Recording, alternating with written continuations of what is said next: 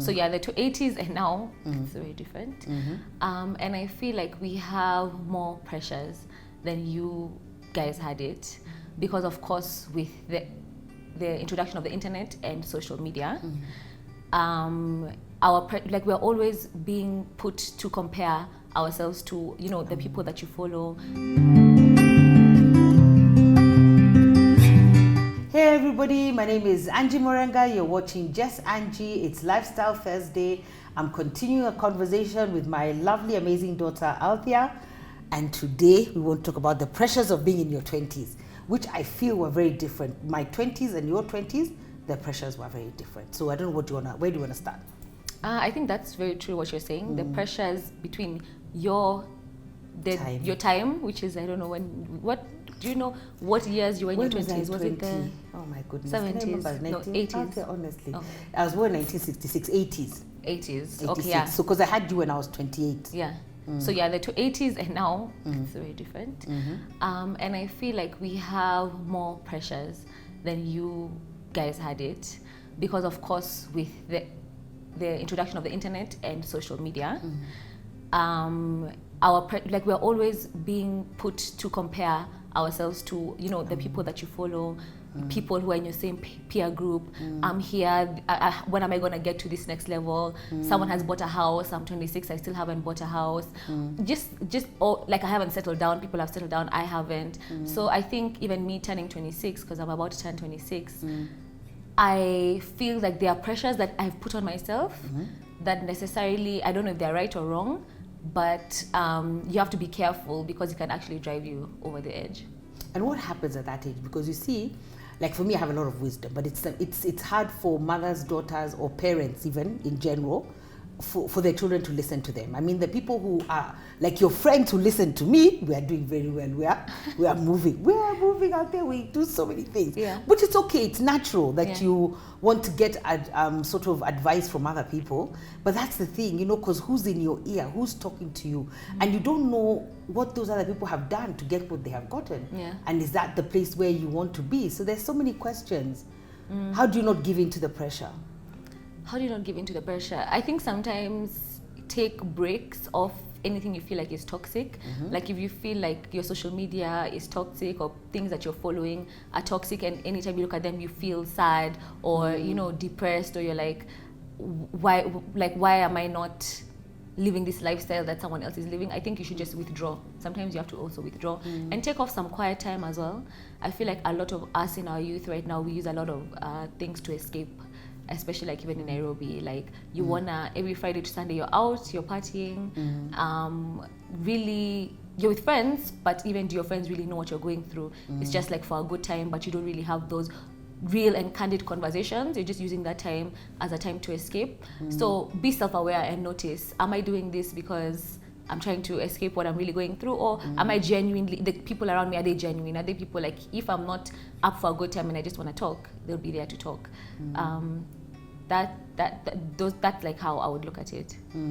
I think the curfew also has really helped us. I mean, speaking as a parent, the curfew has done miracles for me, signs and wonders. You have been sitting there, because of the first month you sat on the sofa, we bonded so much. I was like, wow, we should have more curfews so that we can sit and talk. Because you guys are always up and about. Life is happening, fast-paced, moving, doing this. So actually, you don't even get that time to sit. Quiet so I think time, even that time, there was quiet time, because the first few curfews, guys really followed the curfew. So you'd be at home, and that's important. Because you're at home, you can talk, you can decompress, because I think there's a lot of pressure. I remember even one person, you did a holiday to Miami, and somebody asked you who's your sponsor on social media. We're just rolling our eyes thinking, God, for everything to happen, somebody has to have a sponsor. You know, it's and not that's a different thing in our generation as well.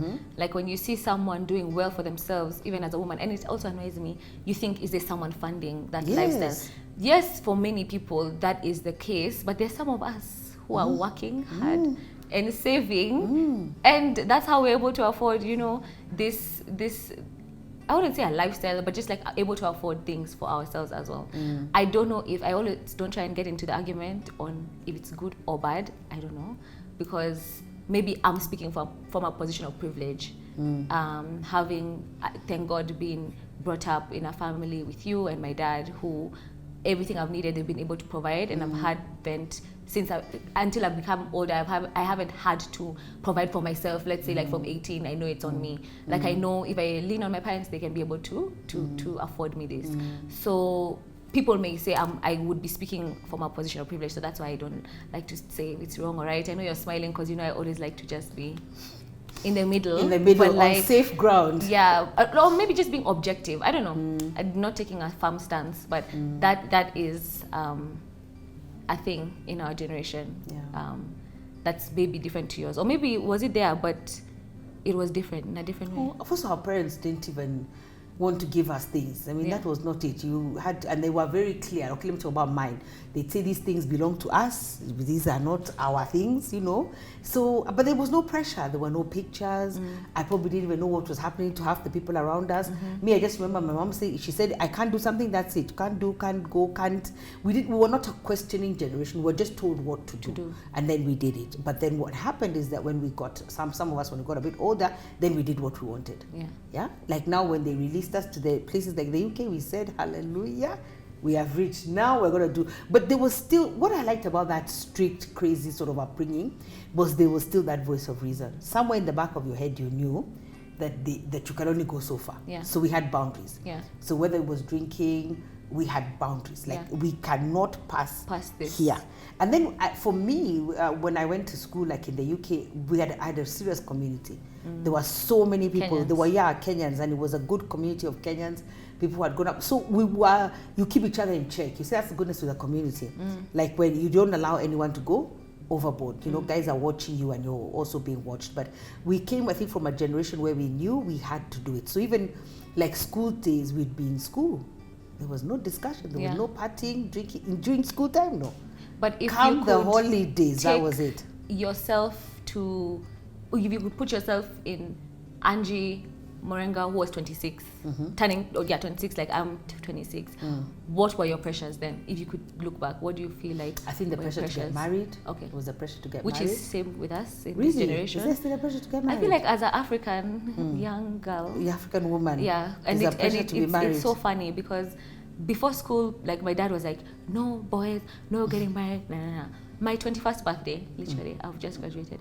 Okay, when are you bringing us a husband? I'm like, how can you tell us no? And then 21, the next day I'm supposed to have someone. The one in this room was married. I remember your 21st birthday. Yeah, but then he also, like, there are those subtle pressures. Pressures. They're like, okay, you know, now you're getting older. Okay, you're working.